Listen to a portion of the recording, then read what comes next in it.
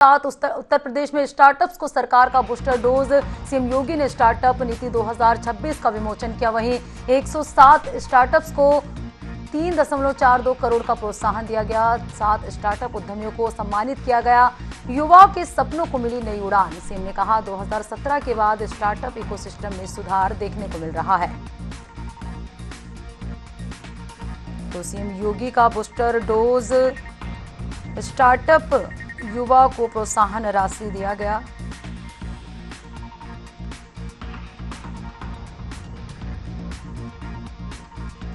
तो 107 स्टार्टअप्स को यहां पर प्रोत्साहन राशि दी गई। 7 स्टार्टअप उद्यमियों को सम्मानित किया गया है। युवाओं के सपनों को नई उड़ान मिली।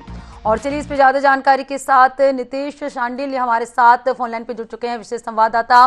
नितेश, सीएम योगी ने आज स्टार्टअप्स को लेकर कौन से बड़े ऐलान किए हैं, क्योंकि लगातार युवा को रोजगार से जोड़ने का प्रयास है सरकार की? जी देखिए, इसे अगर मैं ऐलान कहूंगा तो शायद ये शब्द छोटा पड़ जाए, क्योंकि अब उत्तर प्रदेश में स्टार्टअप क्रांति के रूप में सामने निकल कर आई है। 24,000 से ज्यादा स्टार्टअप का मजबूत इकोसिस्टम तैयार होगा।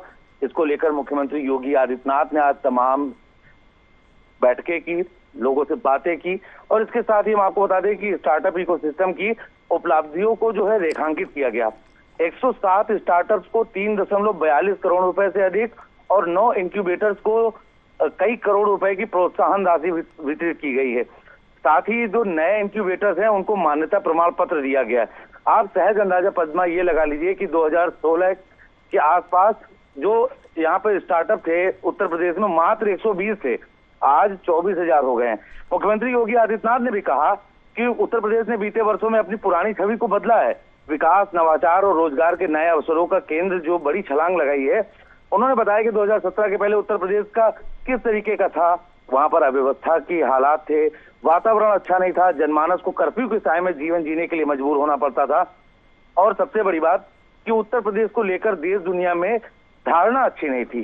उन्होंने अपना अनुभव भी साझा किया कि एक सांसद के रूप में जब वो प्रदेश के बाहर जाते थे तो लोगों की नजर में यूपी को लेकर संदेह दिखाई देता था।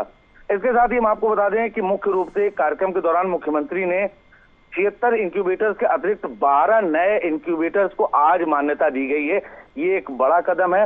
और इसके साथ ही यूपी स्टार्टअप की नई वेबसाइट का उद्घाटन भी मुख्यमंत्री योगी आदित्यनाथ ने किया कि अधिक से अधिक युवा इससे जुड़ सकें, और पुस्तिका का विमोचन भी किया गया है। कुल मिलाकर लोक भवन से आज ये जो कार्यक्रम हुआ, जो तस्वीर सामने आई, वो ये साफ तौर पर बता रही है कि जिस उत्तर प्रदेश की पहचान कभी अव्यवस्था और दंगों के संदर्भ में की जाती थी, वही प्रदेश अब स्टार्टअप, इनोवेशन और रोजगार और इसके साथ ही नई तकनीक के क्षेत्र में अपनी नई पहचान बनाने की ओर तेजी से बढ़ रहा है। जी पद्मा। जी बिल्कुल नितेश, सरकार का विशेष तौर पर साफ फोकस है कि युवा सिर्फ जो है नौकरी तलाशने तक सीमित ना रहे, बल्कि रोजगार देने वाले क्रिएटर भी बने। तो शुक्रिया नितेश तमाम जानकारी से जुड़ने के लिए। तो 107 स्टार्टअप्स को 3.42 करोड़ का यहाँ पर प्रोत्साहन दिया गया। 7 स्टार्टअप उद्यमों को ये सम्मानित किया गया है। युवाओं के सपनों को नई उड़ान मिली है। सीएम योगी आदित्यनाथ ने ये बातें कही। 2017 के बाद स्टार्टअप इकोसिस्टम में बड़ा सुधार देखने को मिल रहा है। तो यूपी में स्टार्टअप्स को सरकार का बूस्टर डोज। सीएम योगी ने स्टार्टअप नीति 2026 का विमोचन किया है।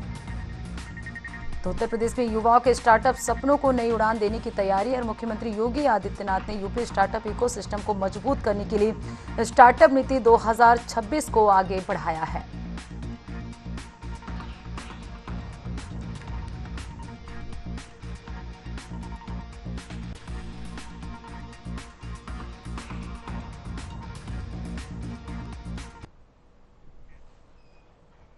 मानकर चलिए कि आप में प्रतिभा है और आप कोई छोटा मोटा स्टार्टअप करते हैं, उस स्टार्टअप को कैसे इस्टेब्लिश करना है, उसमें कैसे काम करना है, कैसे आगे बढ़ना है, बात करने के लिए हमारे साथ कुछ स्टार्टअप करने वाले हैं। सर क्या नाम है आपका, कहाँ से हैं? जी मेरा नीलेश प्रियदर्शी है, मैं प्रयागराज से। स्टार्टअप का नाम फिटल है। हम इलेक्ट्रॉनिक्स मैन्युफैक्चरर हैं। हम एल्डर्स के लिए वेरेबल्स बनाते हैं। क्या महसूस करते हैं कि पहले किस तरीके से आपने मान के चलिए इस सेक्टर में आए, पहले क्या महसूस किया, अब क्या महसूस कर रहे हैं, और प्रेजेंट टाइम में गवर्नमेंट की जो स्कीम्स हैं वो यूथ के लिए कितनी यूथफुल हैं? यूथ के लिए बहुत यूज़फुल हैं ये स्कीम्स। तो अगर मैं पहले की बात करूं, पहले बहुत बुरा हाल रहता था। तब स्टार्टअप जो रहते भी थे, पहली बात वो सपोर्ट नहीं होता था। एक तो वैसे ही वो बहुत बड़ा रिस्क लेते थे।